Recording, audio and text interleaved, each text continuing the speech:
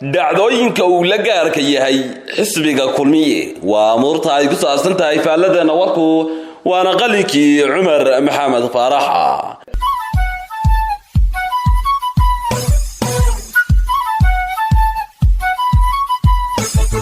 shirweynaha sideedaad ee xisbiga talada dalka ayay kulmiye maanta ka furmay Burco waa mid taariikh iyo marka laga eego dhowr qodob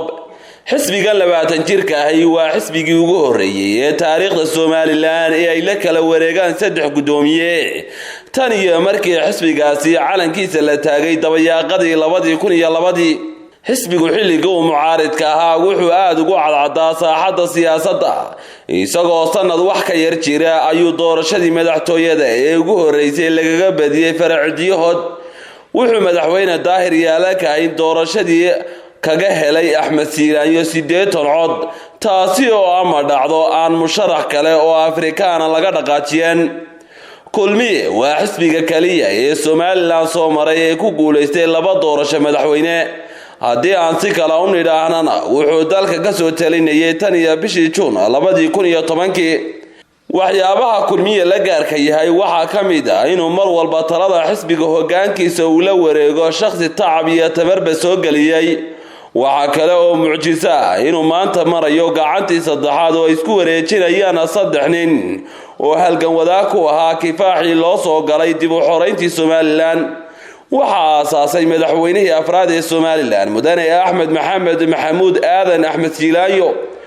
wuxuu isteerinka u sii dhiibay madaxweyne Muuse Biixi Cabdi oo guul doorasho ku hogaamiyay xisbiga maanta waxa loo fadhiyaa in Maxamed Kaahin Axmed lagu wareejiyo isagoo rafiiq la ahaa madaxweyne Muuse Biixi iyo Axmed Siilaayoba waxaanu si aanba qaadi doonaa geediga xisbiga